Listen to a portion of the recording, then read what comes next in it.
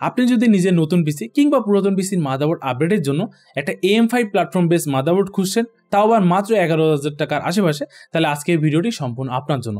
সম্পূর্ণ ভিডিওতে আমরা বাজেটের মধ্যে আসা one of the best value for money motherboard নিয়ে কথাবার্তা বলবো। সেটা হলো কি MSI A620ME। সম্পূর্ণ ভিডিওতে আমরা প্রথমেই এটা আনবক্সিং দেখবো, পরবর্তীতে এটা কি কি অফার করতেছে, ফিচার্স, পোর্ট টোট, কানেকশন সব কিছু নিয়ে ডিটেলসে কথাবার্তা বলবো। সবশেষে আমরা একটা ফাইনাল কনক্লুশনে আসবো যে কোন কোন প্রসেসর, কোন কোন জিপিইউ, কি টাইপের বিল্ডের জন্য আপনি এই মাদারবোর্ডটা নিজের জন্য কনসিডারেশন অপশন হিসেবে রাখতে পারেন। বাই দ্য ওয়ে, আসসালামু আলাইকুম বন্ধুরা, ইসমি Himel Rahman, you watching PC YouTube channel. আশা করি অবশ্যই ভালো আছেন। আপনি যদি PC tech hardware software related content পছন্দ করেন, অবশ্যই আমাদের চ্যানেলটি ঘুরে আসবেন। ভিডিও ভালো লাগলে অবশ্যই লাইক করবেন, চ্যানেলটি সাবস্ক্রাইব করে পাশে বেল আইকনে প্রেস করে দিবেন।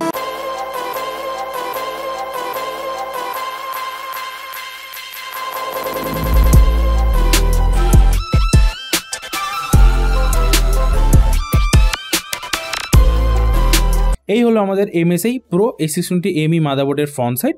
এখানে আপনি UCCBDর অফিসিয়াল স্টিকার দেখতে পাচ্ছেন। যদি এই স্টিকারটা দেখতে পান তাহলে এটা অফিসিয়াল, যদি স্টিকার না থাকে সেক্ষেত্রে এটা আনঅফিসিয়াল। সেক্ষেত্রে কিন্তু প্রাইসটা 500-700 টাকা কমে আপনারা পেয়ে যাবেন। তো নেওয়ার আগে অবশ্যই এটা চেক করে নেবেন। অনেক দোকানদার অফিসিয়াল বা অফিসিয়ালের থেকে 100-150 টাকা কমে আনঅফিসিয়াল ধরে দেওয়ার চেষ্টা করে, এখান থেকে একটু বাঁচার চেষ্টা করবেন। এই হলো আমাদের ব্যাক সাইডটা। ব্যাক সাইডে আপনারা দেখতে পাচ্ছেন এখানে নেসেসারি আমি কিছু দেখতে পাই না, আমরা ডাইরেক্ট তাহলে খুলে ফেলি। ঢাকনাটা উঠে দিলেই আমরা দেখতে পাবো আমাদের এখানে মাদারবোর্ডটা দেওয়া আছে। আমরা হালকা করে মাদারবোর্ডটা সাইড করে রাখলেই দেখতে পাবো যে এখানে আমাদের ওই সেম কথা, আগের ডায়লগটাই আবার দিয়ে দিই, আপনারা অনেকে পছন্দ করেন। আমরা যেমন প্রোটেকশনের জন্য অনেক কিছু ইউজ করি, জাস্ট দ্য সেম ওয়ে মাদারবোর্ডও তার পিছনকে প্রোটেক্ট করার জন্য আইও শিল্ড ইউজ করে। এই হলো আইও শিল্ড, এর পাশাপাশি এই হলো একটা সাটা কেবল দেওয়া আছে, যদিও বা দুইটা দেওয়া থাকলে ভালো হতো। এছাড়া কিছু BCS TCS পুস্তিকা দেওয়া আছে এবং এখানে M.2 স্ক্রু দেখতে পাচ্ছি। এই হলো আমাদের মাদারবোর্ডটা। একদম প্রথমে ইমপ্রেশন নিয়ে যদি কথাবার্তা বলি, আমি সচরাচর একটা জিনিস খেয়াল করছি যে MSI এর মাদারবোর্ডগুলো কেন জানি খুলে দেখা মাত্রই মনে হয় যে না, মাদারবোর্ডটাতে একটা ব্র্যান্ডেড বা একটা ভালো একটা লুক অফার করে, একটা ব্ল্যাকের মধ্যে একটা কেমন একটা শেড অফার করতেছে। আমি সচরাচর দেখছি MSI এর মাদারবোর্ডগুলো আমার অনেক নাড়াচাড়া করা হয়, সবগুলো মাদারবোর্ডই খোলার পর একটা স্যাটিসফ্যাকশন পাওয়া যায়। তো এই যে ফার্স্ট ইমপ্রেশন, মাদারবোর্ডটা দেখেই খুবই কোয়ালিটিফুল মনে হচ্ছে, খুবই সুন্দর, ডিসেন্ট ব্ল্যাকের মধ্যে, যদিও ভিডিওমে মিটসিং নেই, বাট স্টিল একটা ভালো লুক দিচ্ছে। আমি হয়তো বা আপনারা ভিডিওতে তেমন একটা প্রপারলি দেখতে পাচ্ছেন না, গরিবের ক্যামেরা, গরিবের কি বলবো, ক্যামেরাও বলা উচিত হবে না, গরিবের মোবাইলে, তাও আশা করা যাচ্ছে। আমি একটা আপনাদেরকে ছোটোখাটো ক্লিয়ার আইডিয়া দিয়ে দেওয়ার চেষ্টা করব। প্রথমে যদি আমরা পিছন পাশ দিয়ে কথাবার্তা বলি, পিছন পাশে সবার উপরে আপনি দেখতে পাবেন এখানে আমাদের একটা HDMI পোর্ট দেওয়া আছে, এর পরবর্তী একটা VGA পোর্ট দেওয়া আছে। আনডাবলি খুবই ভালো, আপনি HDMI VGA দুইটা দিয়ে দুইটা মনিটর চালাতে পারবেন। এর পরবর্তীতে আপনি এখানে PS2 পোর্ট দেখতে পাচ্ছেন, তার পরবর্তীতে চারটা USB 3.2 Gen 1 এর পোর্ট দেখতে পাচ্ছেন, এর পরবর্তীতে দুইটা USB 2 পোর্ট, একটা রিয়েলটেকের 1 GB LAN পোর্ট, এর পরবর্তীতে অডিওর কানেকশন দেওয়া আছে। আমরা যদি এই পাশে চলে আসি, এই পাশে চলে আসলেই আমরা সবার ফার্স্টে দেখতে পাবো আমাদের এখানে 8 পিনের পাওয়ার কানেক্টর দেওয়া আছে, যেখান থেকে মূলত আমাদের সিপিইউটা পাওয়ার পাবে। এর পরবর্তীতে হালকা করে নিচে চলে আসলেই আমরা এখানে দেখতে পাবো আমাদের মসফেট, চক, ক্যাপাসিটর ডিস্ট্রিবিউশনগুলো দেখা যাচ্ছে। মোটামুটি এখানে আমি 9টা চক দেখতে পাচ্ছি। এছাড়া চকের কোয়ালিটিগুলো ভালোই আমি দেখতে পাচ্ছি। হ্যাঁ, একটু উপরে ভালোই মেটালের আস্তরণ দেওয়া আছে, যদিও ভিডিএম সেকশনে আপনার কি বলে কোনো রকম মিটসিং দেওয়া নেই। আশা করা যাচ্ছে যেহেতু MSI এর মধ্যে এত বড় বড় ব্র্যান্ড, তারা যে মাদারবোর্ডগুলো বানাচ্ছে অবভিয়াসলি ভেবে চিন্তেই বানাইছে, ইনাফ ভিডিএমে ক্যাপাবিলিটিস দেওয়া আছে। আমরা এগুলো নিয়ে বেশি ডিপতে যাচ্ছি না, যে আমাদের এখানে বাজেট সেগমেন্টের মধ্যে দাঁড়ায় প্রসেসর APU যেগুলো ইউজ করি এই সামলায় নিতে পারবে। আমরা ভিডিও শেষে কথাবার্তা বলবো আপনি এখানে কি কি প্রসেসর GPU পেয়ার করতে পারবেন।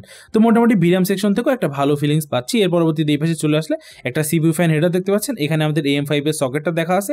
এখানে আপনি দুইটা স্লট পেয়ে যাচ্ছেন র্যামের, এর মধ্যে আপনি DDR5 এর 4800 থেকে শুরু করে 5200, 5600, 6000 যে কোনো মেগাহার্টজের র্যামই সাপোর্ট করবে, এবং ম্যাক্সিমাম আপনি ওসি করে 6800 মেগাহার্টজ পর্যন্ত র্যামকে উঠাতে পারবেন। যদিও বাজেট সেগমেন্টের মাদারবোর্ডে ওসি করা আমার এন থেকে তেমন একটা রেকমেন্ডেশন থাকবে না। এর পরবর্তীতে এখানে আমরা সিস্টেম ফ্যান হেডার দেখতে পাচ্ছি, আর এই পাশে আমরা ডিবাগিং LED দেখতে পাচ্ছি। ডিবাগিং LED মালটা অনেক বেশি ইম্পর্টেন্ট, বিশেষভাবে MSI এর মাদারবোর্ডগুলোতে আমি দেখছি থাকে। গিগাবাইটের বেশ কিছু বাজেট সেগমেন্টের মাদারবোর্ডে আমি তেমন একটা দেখি না। আমার বেশ কিছু কারণে কেন জানি MSI এর মাদারবোর্ডগুলো খুবই বেটার বা কমফোর্টেবল বা পছন্দের লিস্টে থাকে।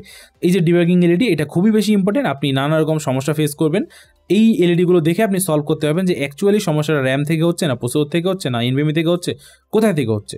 এর পরবর্তীতে আপনি এখানে 24 পিনের ATX পাওয়ার কেবল দেখতে পাচ্ছেন, যেটা দিয়েই মূলত আমাদের মাদারবোর্ডে শিরায় পাওয়ার চলে যাবে। এর পরবর্তীতে আপনি এখানে দুইটা SATA পোর্ট দেখতে পাচ্ছেন, এখানে দুইটা SATA পোর্ট দেখতে পাচ্ছেন, টোটাল 4টা SATA পোর্ট দেখতে পাচ্ছেন। সেক্ষেত্রে পরবর্তীতে আপনি আরও 4টা SATA SSD বা হার্ড ডিস্ক বা আরও এখান থেকে মাল্টিপ্লাই করে আর অনেকগুলো ইউজ করা আছে, স্পেসিফিকভাবে নাম্বার বলার কোনো মানে দেয় না। এর পরবর্তীতে এখানে আমাদের যে A620 চিপসেটটা আছে, এই চিপসেটটা দেখতে পাচ্ছেন, ওর জিপিওর উপরে একটা হিটসিং দেওয়া আছে। এর পরবর্তীতে আমাদের এখানে ফ্রন্ট প্যানেলের কানেকশন দেখতে পাচ্ছেন, এখানে ফ্রন্ট প্যানেলের USB 3 কানেকশন দেখতে পাচ্ছেন। এর পরবর্তীতে একটা USB, আরেকটা USB হেডার, এর পরবর্তীতে এখানে জেকম হেডার, এর পরবর্তীতে আমরা এখানে মোস্ট ইম্পর্টেন্ট 12 ভোল্ট 4 পিনের RGB হেডার দেখতে পাচ্ছি। এটা কিন্তু RGB হেডার, ARGB হেডার না। জানি না আসলে RGB হেডারটা এখন কার দরকার পড়ে, আমি কিন্তু সচরাচর RGB হেডারটা তেমন একটা ইউজ দেখি না। RGB ফ্যান বলেন, RGB কম্পোনেন্ট খুব কমই এখন মার্কেটে পাওয়া যায়। মোস্টলি ওই যে ARGB গুলো পাওয়া যায় 3 পিন 5 ভোল্টের ARGB হেডার, ওগুলো কিন্তু এখানে কানেক্ট হবে না। এটা 4 পিন 12 ভোল্টের RGB হেডার। এই মাদারবোর্ডে টোটাল আপনি জাস্ট একটা 4 পিন 12 ভোল্টের RGB হেডার পাচ্ছেন, কোনো 3 পিন 5 ভোল্টের ARGB হেডার নেই। আশা করি কথাটা ক্লিয়ার করে দিতে পারছি। সেক্ষেত্রে আপনার যে কেসগুলো আসে যেখানে ARGB ফ্যান হেডার থাকে, ওইটা আপনি এখানে কানেক্ট করার কোনো রকম সুযোগ পাচ্ছেন না। আশা করি কথাটা ক্লিয়ার করে দিতে পেরেছি। এর পরবর্তীতে আপনি এখানে ফ্রন্ট প্যানেলের অডিও কানেকশনের জন্য হেডার দেখতে পাচ্ছেন। এই ছিল আমাদের কানেকশনগুলো নিয়ে ছোটখাটো কথাবার্তা। এখানে আপনি আরেকটা সিস্টেম ফ্যান হেডার দেখতে পাচ্ছেন, এখানে TPM চিপ হেডার দেখতে পাচ্ছেন। এগুলো আর তেমন একটা ইম্পর্টেন্ট আছে বলে আমার মনে হয় না। এর পরবর্তীতে আমরা নিচে আসলে এখানে আপনি একটা NVMe স্লট দেখতে পাচ্ছেন। আমাদের এই NVMe স্লটটাতে আপনি Zen 4 Zen 3 উভয় NVMe ইউজ করতে পারবেন, Zen 5 ইউজ করার কোনো সুযোগ সুবিধা নেই। এখানে আমাদের যে NVMe স্লটটা, এটা হলো Zen 4 সাপোর্টেড NVMe স্লট। এর পরবর্তীতে একটা নিচে চলে আসলে আপনি এখানে একটা এক্সিস্টেন্স স্লট দেখতে পাচ্ছেন। এক্সিস্টেন্স স্লটটাতে আপনি একটা জিনিস খেয়াল করবেন যে সুন্দর প্রোটেকশনের জন্য অ্যালুমিনিয়াম বা মেটাল যাই বলেন না কেন শিল্ড দেওয়া আছে। আমাদের যে এই এক্সিস্টেন্স স্লটটা দেখতে পাচ্ছেন, এইটা যদি বা প্রসেসর টু প্রসেসর কোন প্রসেসর ইউজ করতেছেন এইসব কিছুর উপর ভ্যারি করে আমি একটা স্ক্রিনশট দিয়ে দেবো। এটা X16, X8 এবং X4 মোডে চলবে। আমাদের এই এক্সিস্টেন্স স্লটটাও মূলত PCI Gen 4, যেটা পাওয়ার্ড বাই বা কন্ট্রোল বাই প্রসেসর। এর পরবর্তীতে আপনি এখানে একটা Extron স্লট দেখতে পাচ্ছেন, যেটা মূলত আমাদের Zen 3 হিসাবে কাজ করতেছে। এইটা powered by or control by যাই বলেন না কেন ফ্রম A620 চিপসেট। এই ছিল আমাদের মাদারবোর্ডটা নিয়ে টুকিটাকি পরিচয়, টুকিটাকি কথাবার্তা। এগুলো নিয়ে চাইলে আরও অনেক ডিপে যাওয়া যায়, তবে এখানে বেশি ডিপে ঢুকে আসলে দিন শেষে কোনো লাভ হবে না। তো এই যে আমাদের মাদারবোর্ডটা নিয়ে ডিটেলসে কথাবার্তা হয়ে গেল। এখানে যা যা দরকার সব কিছু আমি বলে দেওয়ার চেষ্টা করছি। আমাদের এখানে কোনো রকম ARGB হেডার নেই, তবে RGB হেডার রয়েছে একটা, যেটা কার কাজে লাগবে আমি জানি না। বাকি সব কিছু বলে দেওয়া হয়েছে। এখন আমরা ফাইনাল কথাবার্তায় চলে আসি। আচ্ছা, তো এই ছিল মাদারবোর্ডটা নিয়ে সব রকম কথাবার্তা। এখন আমরা একটা ফাইনাল কনক্লুশন নিই যে মাদারবোর্ডটা এই প্রাইস সেগমেন্টের মধ্যে দাঁড়ায়। বাকি কোন কোন প্রসেসর জিপির সাথে আপনি পেয়ার করতে পারেন। প্রথম কথা, এই মাদারবোর্ডটা যে প্রাইস সেগমেন্টে আসতেছে সেটা হলো 11,000 টাকার মতো। কোথাও আপনি এটা 11,200, 11,300 আশেপাশে ইজিলি পেয়ে যাবেন, কোথাও কোথাও আরেকটু কমে পাইতে পারেন। AM5 প্ল্যাটফর্মে বর্তমান 2024 ডিসেম্বর মাসে দ্বারা এইটা সবচেয়ে চিপেস্ট মাদারবোর্ড বলতে পারেন মার্কেটে। এর নিচে আর কোনো মাদারবোর্ড নেই। এখন কথা হচ্ছে, এই মাদারবোর্ডটা যে খালি প্রাইসে কম তাই বলে যে আপনি এটাকে আন্ডার এস্টিমেট করে দেখবেন। আপনার বাজেট যখন টাইট, আপনি যখন একটা টাইট বাজেটে পিসি বিল করতেছেন, আপনি কোন কোন প্রসেসর হিসাবে এখানে পেয়ার করতে পারেন?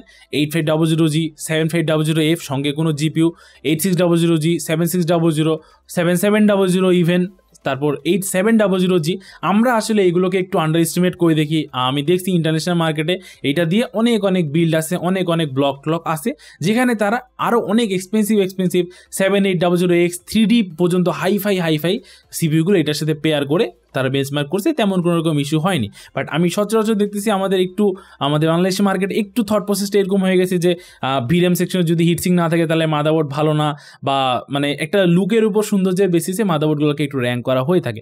হ্যাঁ, ভিএমে হিটসিং দরকার, বাট আপনি যদি এমন পাবলিক হয়ে থাকেন যে আপনি বাই ডিফল্ট সিপিইউটা লাগাবেন, আপনি কোনো রকম ভোল্টেজ নিয়ে নাড়াচাড়া করবেন না, ওসি করবেন না, বাই ডিফল্ট মাদারবোর্ড সিপিইউকে যেভাবে পাওয়ার দিচ্ছে, যেভাবে চলতেছে এইভাবে চালাবেন সেক্ষেত্রে, এবং আপনার বাজেটটা টাইট, সেক্ষেত্রে এই মাদারবোর্ডটা আপনার জন্য one of the best option হতে পারে।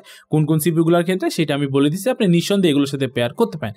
এর পাশাপাশি আপনি এখানে পরবর্তীতে অনায়াসেই 30, 40, 50, 60, 70 হাজার পর্যন্ত জিপিইউগুলো আরামসে পেয়ার করতে পারেন। RTX 4060, 4060 Ti, 4070 এগুলা জিপিইউ খুব অনায়াসেই বা এর ইকুইভ্যালেন্ট অন্যান্য জিপিইউগুলো আপনি আরামসে পেয়ার করতে পারেন। আপনাকে দ্বিতীয়বার বেশি গভীর চিন্তায় যাওয়ার তেমন একটা দরকার পড়বে না। যেই প্রাইস সেগমেন্টে যেই বাজেটে আসতেছে, যা ফিচার্স অফার করতেছে, এইটা দিয়ে আপনার খুব সুন্দরভাবে আপাতত কাজ চলে যাবে, এবং একটা লং টার্মে আপনি গেমিং, প্রোডাক্টিভিটি যেই টাইপের কাজেই পিসিটা ইউজ করেন না কেন, আপনি খুব সুন্দর রকমের একটা ব্যাকআপ পেয়ে যাবেন আশা করা যাচ্ছে ইনশাল্লাহ। আপনার বাজেট যদি ভালো থাকে সেক্ষেত্রে তো অবভিয়াসলি আপনি আরও অনেক উপরে মাদারবোর্ড আছে, আমি মাদারবোর্ডের নামগুলো নিলাম না, বেশ কিছু মাদারবোর্ড নিয়ে আমার চ্যানেলের ভিডিও আছে, আপনি দেখে আসতে পারেন, একটা ক্লিয়ার আইডিয়া পেয়ে যাবেন। তবে এই প্রাইস সেগমেন্টে ধারে আনডাউটলি এই মাদারবোর্ডটা একটা কনসিডার করার মতো অপশন। আমি প্রিভিয়াসলি এই মাদারবোর্ডের সাথে 8600G, 8500 G7500 F এর সাথে RTX 3060 এছাড়া 7600 পর্যন্ত আমি আরামসে পেয়ার করছি, কোনো রকম ইস্যু হয়নি এবং আপনারাও রিল্যাক্সে পেয়ার করে ইউজ করতে পারেন। আশা করা হচ্ছে কোনো রকম প্রবলেম কোনো কিছু ফেস করতে হবে না এবং ওসি মসি হ্যান এগুলোতে তেমন একটা গুতাগুতি করতে যাওয়ার দরকার নেই, যেহেতু এগুলো বাজেট সেগমেন্টের মাদারবোর্ড। চাইলে করতে পারেন, তবে আমার এন থেকে রেকমেন্ডেশন থাকবে না। আর এগুলো করে দিন শেষে কোনো লাভও হয় না, খামাকা পিসি আনস্টেবল হয়ে যায়, খামাকা অনেক প্যারা পোহাইতে হয়। তো আশা করি মাদারবোর্ডটা নিয়ে আপনারা একটা ক্লিয়ার আইডিয়া পেয়ে গেছেন। আমি চেষ্টা করছি আমার এন থেকে যতটুকু ভালোভাবে মাদারবোর্ডের এই ভিডিওগুলো করার। সচরাচর এই ভিডিওগুলো করার তেমন একটা লজিক্যাল রিজন আমি দেখি না, তাও আমি দেখছি অনেকে আপনারা দেখতে চান না এই মাদারবোর্ডের ভিডিওগুলো, অনেকে পছন্দ করেন, তাই এই অল্প সংখ্যক মানুষের জন্য আমি ভিডিওগুলো এইভাবে দেওয়ার চেষ্টা করি। আজকে এই ভিডিও নিয়ে আপনার কোনো রকম কনফিউশন থাকলে আপনি অবশ্যই কমেন্ট করতে পারেন, অবভিয়াসলি আমার এন থেকে as fast as possible reply তো পেয়েই যাবেন। আর ভিডিওটা ভালো লাগলে অবশ্যই লাইক করবেন, চ্যানেলটি সাবস্ক্রাইব করে পাশে বেল আইকনে প্রেস করে দিবেন। নিজে খেয়াল রাখবেন, পরিবারের খেয়াল রাখবেন। আসসালামু আলাইকুম।